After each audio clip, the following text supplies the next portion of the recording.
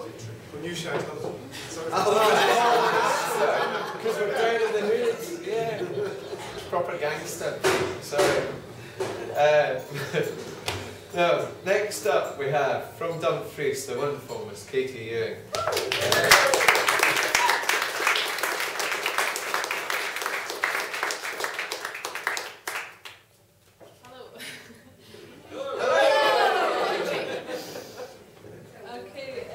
The first poem I'm going to read, it was written after my first visit to a writers group in Dumfries, and it was really atmospheric night, really frosty night, and this poem is really all about the verbs. Initiation. Moonlit frost furs the night in white and sparkle. Cars creep to stillness, tethered to the spot in sandstone shadows. Hard air bristles nostrils, waters eyes. Icy tarmac threatens to break and bruise. We teeter. The golden doorway wants us, beams us in to welcome warmth. Around the table, 15 writers yield identities. Frivolity flows in gently bursting bubbles. Minds dig over fresh new beds of words, the author's voice imprisoned while opinions rally. I silently scrutinise and surely succumb.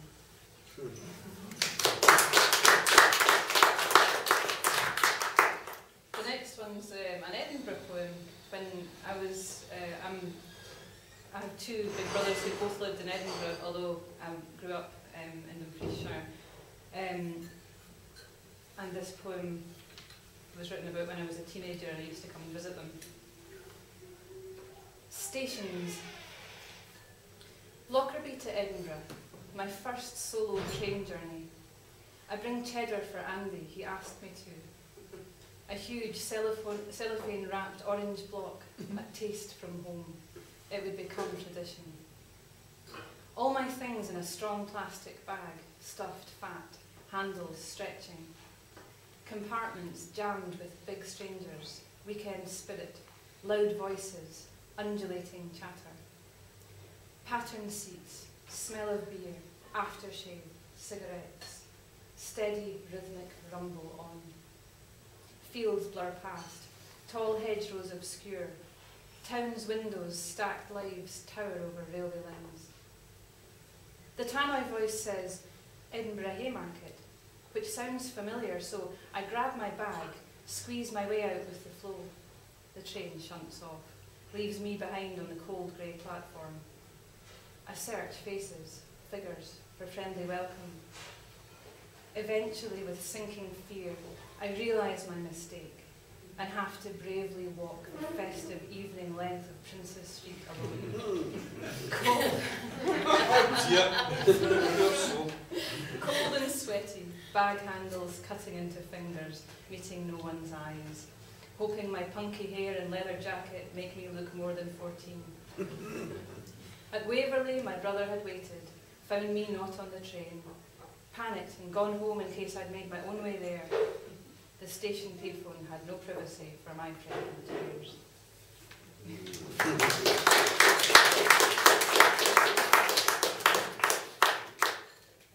This is just one of my many ones about childhood. The Doctor's Wood. Cradled here, dreaming, in your strongest branch, I feel safe. Scraped knees, stinging fingers, and crushed tummy earned me this seat of solitude. From your high rookery, the music of community keeps me company. These long woods feel like home. Here I fought through bracken, hidden ditches, sprinted like a deer. Here I've been the fairy queen, a hunter, a soldier. I look out at the bright world through your leafy windows.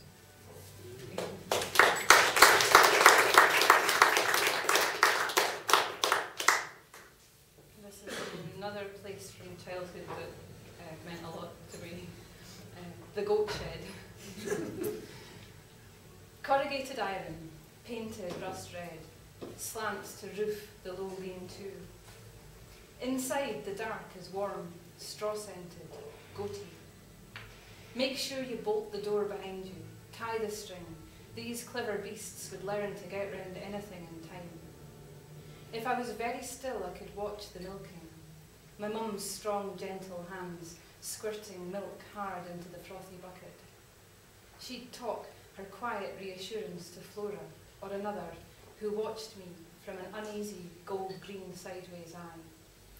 I knew I was no different from her. I envied them their salt lick.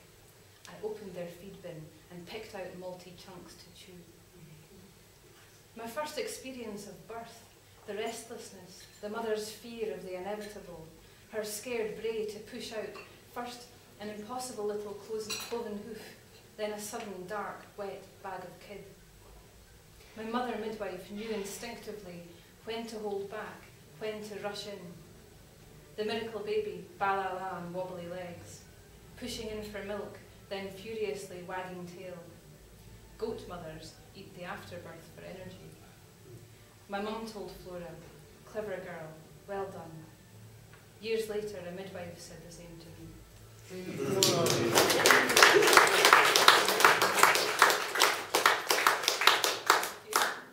I've just got two more. This one was written very recently.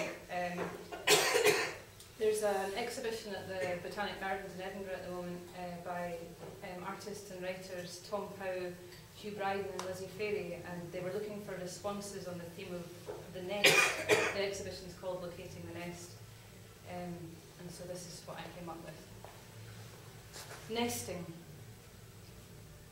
The promised instinct never quite came true, not as I had pictured it. I'd stand over the borrowed basket where my own small life had first been put safe, had slept and squalled a life ago, under my mother's fierce, unfailing care, and try to feel.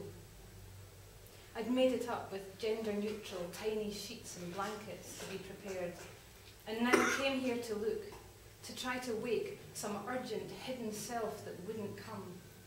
Hand on my belly, feeling life twist and turn, kick out, fearfully silent. What did I expect? That something tangible would happen, some strong, harsh magic, that suddenly I'd fit the mother's skin I'd visioned for myself. But it just stayed remote, like children's games, playing dolls until the real work began.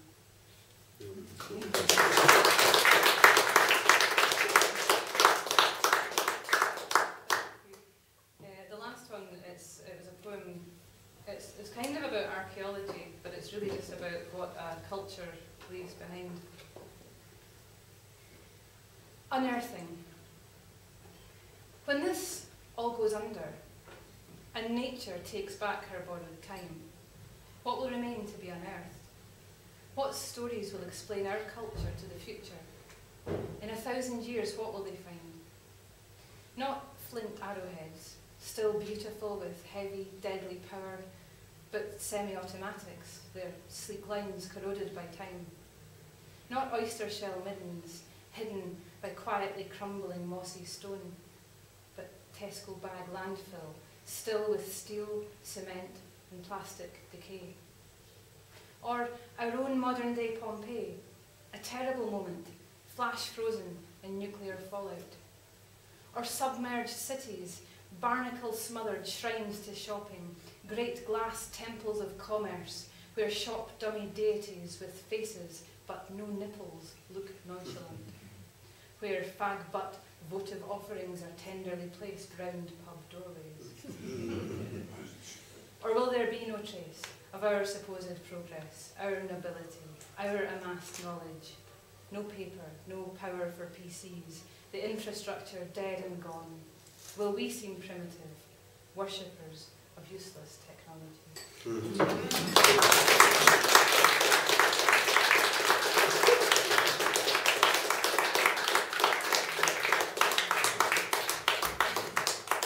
That was Miss Katie Ewing.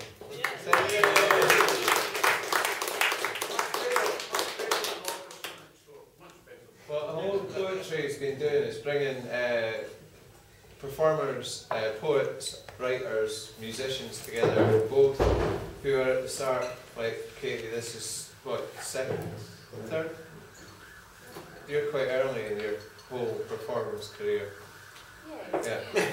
As well as those that are published and sort of well known. Now, if you guys